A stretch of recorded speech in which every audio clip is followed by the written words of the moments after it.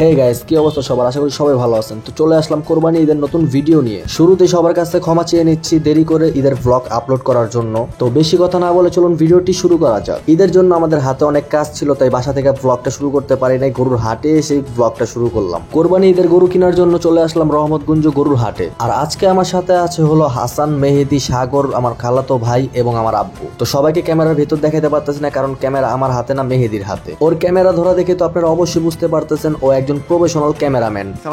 তো অনেকক্ষণ ঘোরাঘুরি করলাম, গরু দেখলাম, গরুর দাম করলাম, কিন্তু গরুর দাম এবছর অনেক বেশি ছিল। আর গরুর দাম বাড়বে না কেন? কারণ আমি যতটুকু জানি ইন্ডিয়া থেকে এখন আর গরু আসে না, তার মানে হাটে এখন দেশি গরু, আর দেশি গরুর দাম সব সময় বেশি। গরু দেখার সময় পিছনে তাকিয়ে দেখি দুইটা ছেলে অনেকক্ষণ ধরেই গবেষণা করতেছে, আর তাদেরকে দেখেই বোঝা যায় তারা আমাদের ভিডিও দেখে। আরে কেনা কে চাতে হো? কিচ্ছুই করতেছে না কাকা, শুধু এটাই বলতে চাই তারা এরম ভাবে আমাদের দিকে তাকিয়েছিল, মনে হচ্ছে হাটে অনেক সুন্দর গরু উঠছে, আর তারা দাঁড়া দাঁড়া দেখতেছিল আর গবেষণা করতেছিল। যেই গরুগুলো উঠেছিল সেই গরুগুলো হচ্ছে আমরা। হাসান যে ভাব নিয়ে হাঁটতেছে দেখে মনে হচ্ছে না ও একজন সাহসী ছেলে। গরু দেখলে ভয় পায় না, উল্টা গরু ওকে দেখে ভয় পায়। বিশ্বাস করেন রাসেল ভাই, ব্যাপারটা সেরকম না। আপনি যদি ওকে গরুর সামনে নিতে পারেন, দেখবেন তৃতীয় বিশ্বযুদ্ধ শুরু হয়ে গেছে। তো রহমতগঞ্জের মাঠ আমরা পুরোটা ঘুরলাম, তারপর আমরা হাজারীবাগ গেলাম। সেখানেও গরুর দাম অনেক বেশি আছিল, তাই আমরা সেখান থেকে গরু কিনতে পারি নাই। সারা রাত আমরা গরুর হাটে ছিলাম। এখন দেখতেছেন সকাল হয়ে গেছে, আর এখন আমরা চলে যাব আমাদের বাসায়। আর আমরা গরু কিনতে গেছিলাম ঈদের 3 দিন আগে, তাই ব্যাপারীরা গরুর দাম ছাড়ে নাই, আর আমরাও সেদিন গরু কিনতে পারি নাই। আমাকে দেখে কি মনে হচ্ছে? আমাকে গরু দৌড়ানি দিচ্ছে, আমি দৌড়াইতেছি, তাই না? সেরকম কিছুই না। কি জন্য আমরা দৌড়াইতেছি আপনারা নিজ চোখেই দেখেন।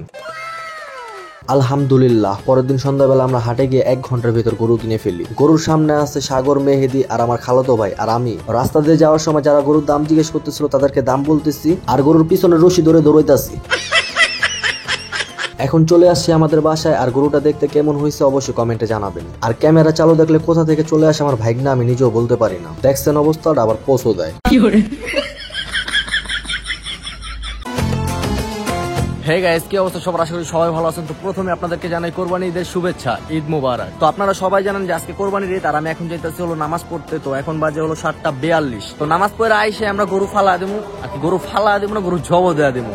কারণ ঈদের দিনটা সকালে যদি গরু জব না দেয় তাহলে তো মজাই নাই। তো আশা করি আজকের ভিডিওটা আপনাদের কাছে অনেক ভালো লাগবে। যদি ভালো লাগে তাহলে অবশ্যই like, comment, share and subscribe করতে ভুলবেন না। আর আমি এখন যে অবস্থায় ব্লগটা শুট করতেছি, তো এই যে ঘড়িটার দিকে তাকান তাহলে আপনারা বুঝতে পারেন যে পানি জমা রয়েছে, মানে ফোটা ফোটা এখনো বৃষ্টি পড়তেছে। বৃষ্টিতে ভিজে কিন্তু আপনাদের জন্য আমি অনেক কষ্ট করে ব্লগটা শুট করতেছি। তো অবশ্যই কিন্তু এটা লাইক করে দিবেন এটার জন্য, আর কমেন্ট করতে ভুলবেন না যে আজকের ভিডিওটা কেমন হয়েছে। তো আপনাদের সাথে দেখা হচ্ছে নামাজের পরে।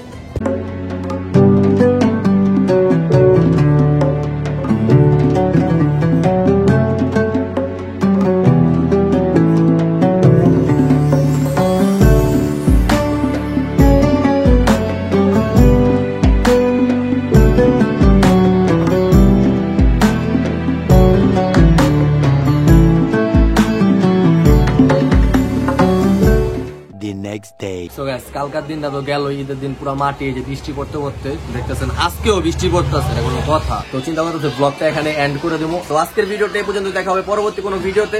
ততক্ষণ পর্যন্ত সুস্থ থাকুন, ভালো থাকুন।